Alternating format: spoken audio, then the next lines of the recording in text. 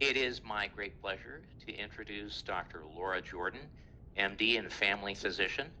Laura and I have known each other for decades and worked together on various projects. Laura, could you tell us something about yourself and what you do? All right. Thanks, Dr. Carsten. I am thrilled to be here, and it's such a pleasure working with you and collaborating. I'm a family physician in practice for almost 25 years now. I opened my own practice just this spring, a direct primary care practice, so I can practice medicine the way I want to and see patients with all the time that my patients need. I also am clinical faculty, volunteer clinical faculty at the dental school, where I teach a course on practicing with empathy and compassion. And getting to collaborate with you doing this course and getting to see how much we share as MDs and DMDs has been very rewarding. Laura, you spoke of collaboration. I want to know, what is the difference? What does bad collaboration look like, and what is good collaboration? So, like, for instance, between your MD colleagues. Yeah, so I don't want to spend too much time on bad collaboration, but briefly, some ways that collaboration doesn't work.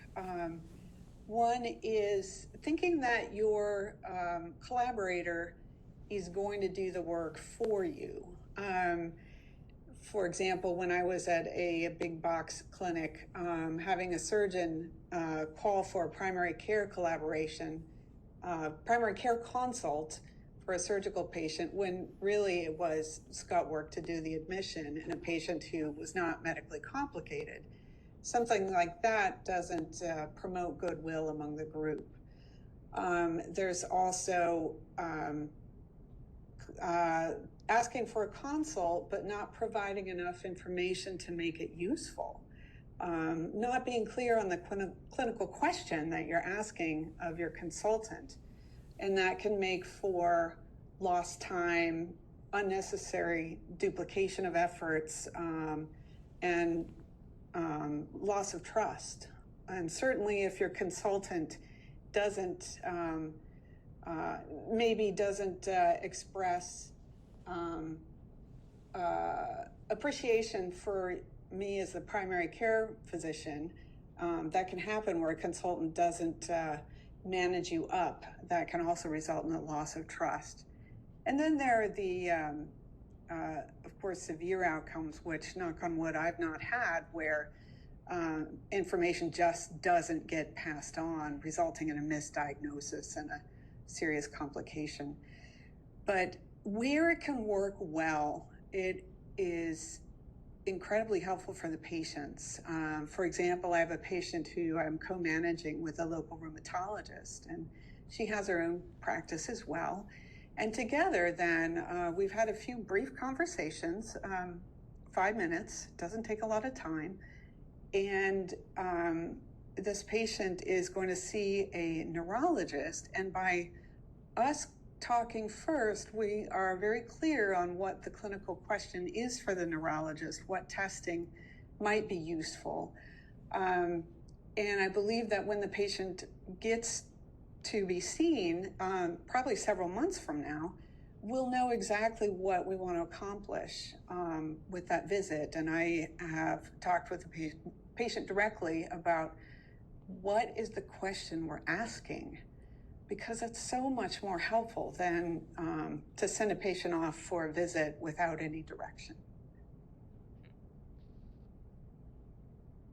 So, Dr. Jordhen, from my point of view, collaboration is great because there's give and take, and we can share information. Neither one of us can see the patient all the time. And if I can share things with you and you could share things with me that are going on with them, I like that, and it's really useful to me. So how would you describe good dental medical collaboration? Yes, our areas of practice are very different. I'm reminded of the story of people who are without sight trying to identify an elephant by feeling just the parts. The one who feels the leg thinks it's a tree, for example, and the one who feels the trunk thinks it's a snake. So without working together, neither of us has the whole picture. In medical school, for example, I think we learned the numbers of the teeth and that's about it. So we tend not to know very much at all about the teeth in my field. So when that collaboration happens, we get better outcomes, safer patient care, and there's times when it serves the patient in a way that you wouldn't expect. For example, I had a patient with autism who was very averse to any lab draws. And while he was under anesthesia for his dental care, then we were able to give immunizations and get some labs done. And by working together for that patient, we were able to meet his needs even better. And that's above and beyond just trading information, but that was actually creating a care plan together. Another important place for collaboration is around temporomandibular joint pain. This is no man's land between dentistry and medicine. And in fact, it was in talking with another dentist here, Dr. Susie Bergman, who's a specialist in TMJ issues, that I really got inspired to open my own clinic. And our long-term vision is that we will be sharing patients back and forth, and we can bring in mental health and physical therapy to address all the needs around a patient with TMJ pain and many others, because the oral health is so important for treating systemic illness and keeping patients healthy, that we're greater than the sum of the parts when we work together. Thank you very much, Dr. Jordhen. If you heard that little ding, that was one of my residents calling in because we have to evaluate a patient for a heart transplant and he's got some mouth problems, bad teeth.